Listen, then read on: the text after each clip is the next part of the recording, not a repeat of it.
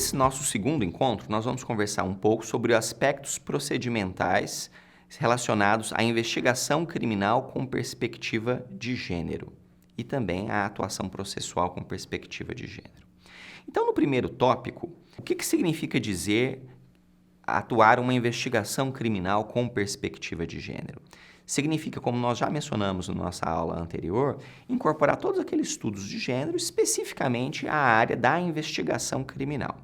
Então, nós poderemos indicar 3 áreas que deveriam ter uma atenção especial com essa incorporação da perspectiva de gênero na investigação de crimes praticados contra as mulheres. Então, primeiro ponto, a importância de haver uma especial atenção à não prática de atos de revitimização durante as interações com as mulheres. Então, vários estudos têm documentado que quando as mulheres vão a uma delegacia de polícia registrar uma ocorrência policial por um ato de violência que ela tenha sofrido, muitas vezes elas são recriminadas, são julgadas moralmente, a palavra dela é constantemente colocada em dúvida, como se ela estivesse mentindo, inventando um fato para incriminar uma outra pessoa.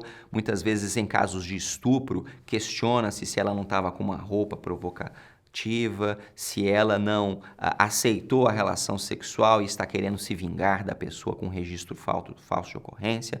Então, o ponto de partida é: temos que acolher essa mulher durante o registro da ocorrência policial. Aliás, a literatura chama nem mais de atendimento esses casos, chama de acolhimento, exatamente porque é necessário receber, levar em consideração a dor que aquela mulher sofreu com a violência e, portanto, dar um acolhimento, um tratamento humanizado a ela durante a interação. Se a mulher ela é vitimizada, quando ela procura a ajuda, normalmente ela não vai querer procurar ajuda num segundo momento. E todos os estudos indicam que, especialmente a violência doméstica contra a mulher, ela não é um episódio isolado, ela é um episódio cíclico. Então, se eu revitimizo ela num primeiro atendimento, se houver uma reiteração de violência, ela não vai procurar e, portanto, o Estado vai ser ineficiente em cumprir com a sua obrigação de proteção eficiente. Uma segunda perspectiva seria a incorporação de estratégias de investigação criminal que não se fundamentem exclusivamente na palavra da vítima, diante do elevado risco da eventual não cooperação posterior da mulher com a persecução penal. Então, na mesma linha, vários estudos têm documentado que muitas vezes as mulheres elas tomam coragem de registrar uma primeira ocorrência, mas vários fatores entram em cena para desestimulá-la a levar adiante aquele processo criminal. Então, muitas vezes é o medo do agressor, é a dependência econômica, é a dependência emocional, ela está vinculada afetivamente com aquele agressor, é aquela esperança, né? Ele é um homem tão bom, mas quando bebe ele vai mudar. Enfim, então esses fatores entram em cena e desestimulam ela a levar o processo adiante, de continuar cooperando com o processo. Por isso é essencial que a investigação já incorpore a perspectiva de que, ainda que nesse primeiro momento a mulher esteja relatando um ato de violência, é possível que num segundo momento ela deixe de colaborar com a investigação. Então, por mais que nós devamos efetivamente dar um especial valor à palavra da vítima, temos também que trabalhar com a perspectiva de que, se essa palavra da vítima vier a faltar no futuro, é necessário que tenha outros elementos de prova. Portanto, a entrevista com vizinhos, a entrevista com familiares, o levantamento do histórico dos casos de violência que aquela mulher já sofreu com outras ocorrências registradas, os vestígios materiais que foram deixados pelo crime. É extremamente importante que todos esses elementos de prova sejam trazidos à investigação criminal para que, na eventualidade da não colaboração, hajam outras provas para se levar adiante. E uma terceira perspectiva dessa incorporação da perspectiva de gênero na atuação da polícia é que é extremamente importante a incorporação de estratégias político-criminais de monitoramento dos casos de risco e de integração em rede para a prevenção da reiteração da violência. Em outras palavras, a função da polícia é promover segurança pública. E segurança pública não é apenas investigação criminal. Segurança pública também é evitar a reiteração de novos atos de violência. Então, se nós já sabemos que, por definição, os atos de violência doméstica contra a mulher, eles não são atos isolados, eles são atos que têm a tendência de se repetir ao longo do tempo, quando a mulher comunica um ato de violência, eu tenho que levar em consideração que existe o risco de novas violências continuarem a ser praticadas. Então, a polícia deve não apenas investigar aquela notícia que se traz, mas se articular em rede para evitar a reiteração de atos de violência. Nós já conversamos um pouquinho sobre essa atuação protetiva no outro curso que nós tivemos, mas apenas para relembrar, né? O encaminhamento da mulher aos programas de apoio psicossocial, o encaminhamento do agressor a programas reflexivos para homens autores de violência, em casos de risco mais elevado, o engajamento da polícia militar no monitoramento do deferimento da medida protetiva de urgência. Em muitos estados se chamam Patrulhas Maria da Penha, aqui no Distrito Federal se chama Programa Provide, a inclusão da mulher num programa de celular de emergência para ela disparar o celular caso haja uma aproximação indesejada do agressor. Em alguns estados se chama de botão do pânico, aqui no DF se chama Programa Viva Flor. A inclusão de uma tornozeleira eletrônica, enfim, é essencial monitorar os casos de risco elevado para evitar a reiteração de atos de violência. E aí uma ferramenta extremamente importante nessa integração da investigação com a proteção são os instrumentos de avaliação de risco. Recentemente, o Conselho Nacional de Justiça aprovou uma resolução determinando a utilização desses instrumentos. O Conselho Nacional do Ministério Público também está trabalhando na mesma linha. Então, temos vários estados com experiências exitosas. Aqui no Distrito Federal também temos um modelo de avaliação de risco. É importante que todo registro de ocorrência policial tenha o preenchimento desse formulário de avaliação de risco e que o sistema de justiça esteja integrado com a rede para disparar os mecanismos de proteção. Um outro aspecto importante da incorporação da perspectiva de gênero na investigação criminal e no processamento é o reconhecimento dos diversos direitos das vítimas no processo.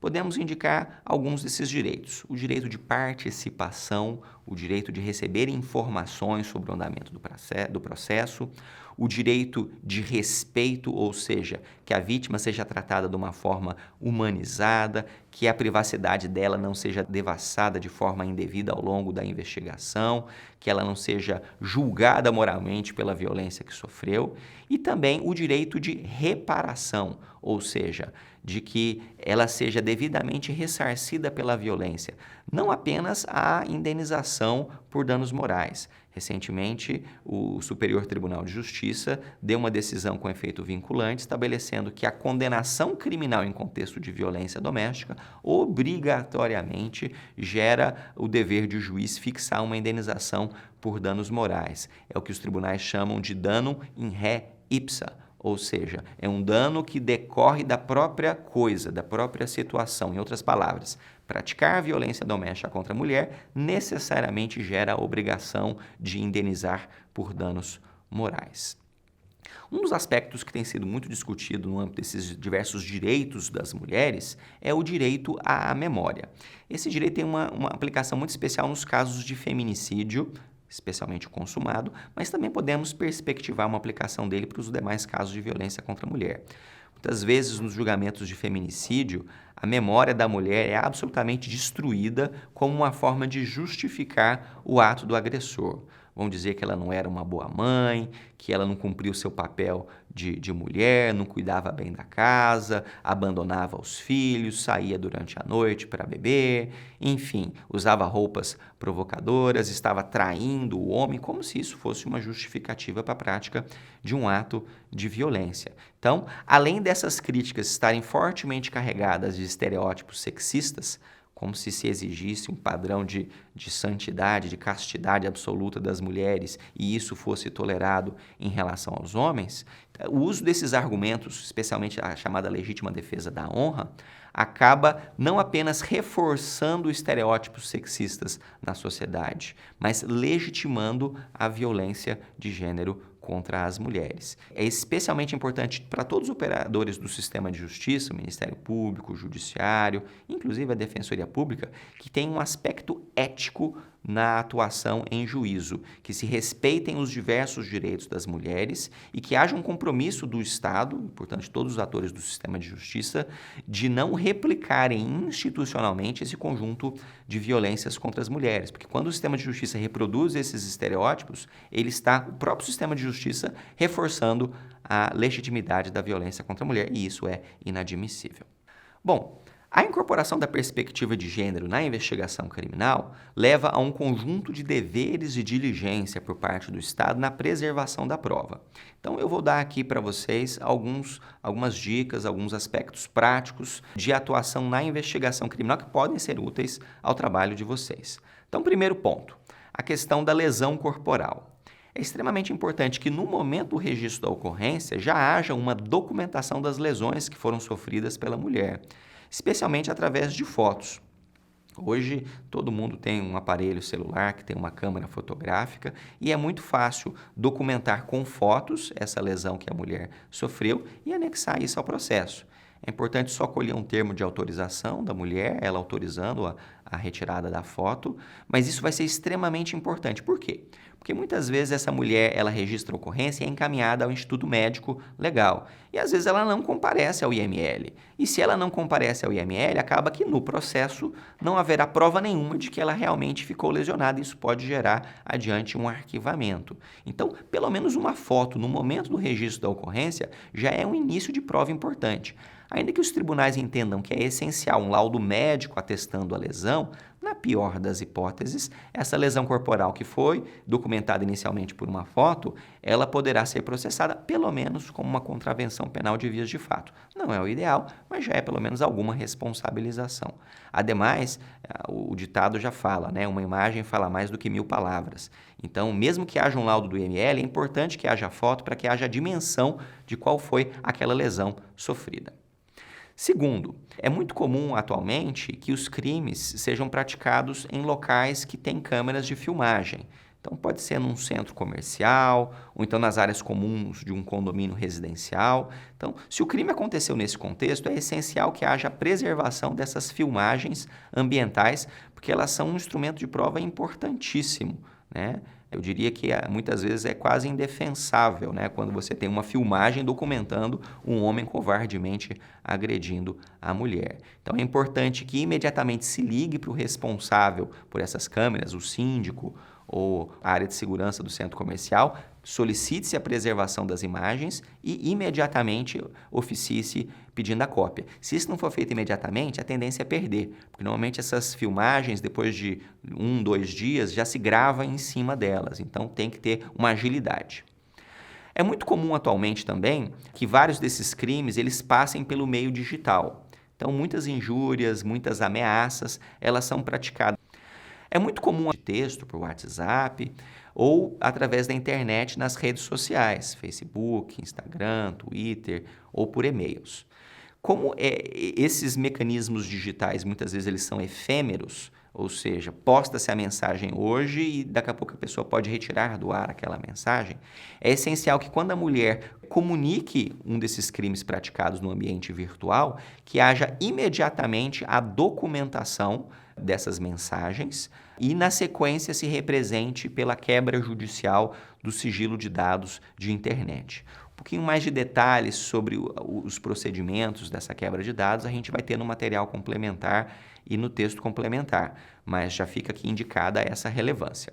Várias diretrizes internacionais têm indicado a relevância dos estudos psicossociais como instrumento de prova no contexto de violência doméstica.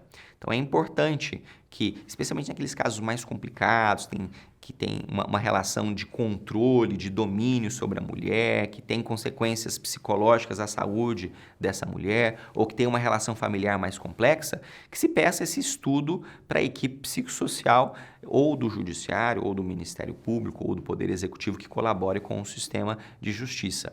Esse estudo vai ser muito importante, especialmente se mais adiante a mulher deixar de colaborar com o sistema de justiça, porque eu vou ter provas para dizer que ela deixou de colaborar por uma série de razões que o estudo já havia documentado, a dependência emocional, a dependência financeira, a vulnerabilidade daquela mulher.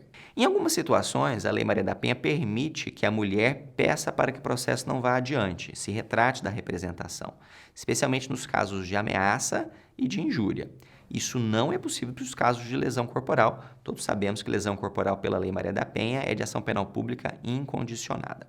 Mas naqueles casos que a mulher ainda tem a disponibilidade de pedir para o processo não ir adiante, a Lei Maria da Penha prevê o procedimento da audiência de ratificação da retratação da representação, prevista no artigo 16 da lei.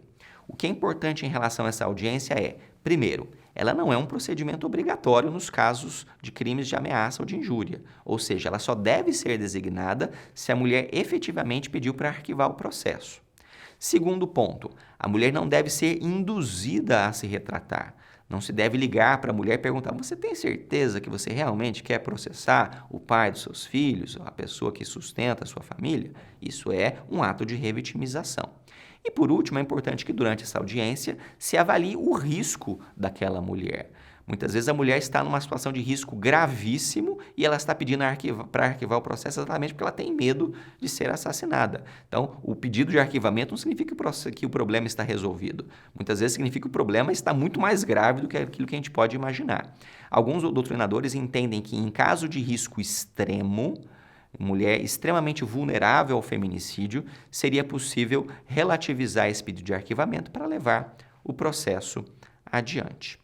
Então, essas perspectivas de gênero todo, elas trazem uma atuação ao Ministério Público no sentido de que, mesmo que a mulher deixe de colaborar com o processo, por exemplo, ficando em silêncio, em juízo, ou às vezes até alterando a sua versão sobre os fatos, há um dever de diligência no sentido tanto de proteger a mulher, quanto no sentido de diligenciar outras provas do crime.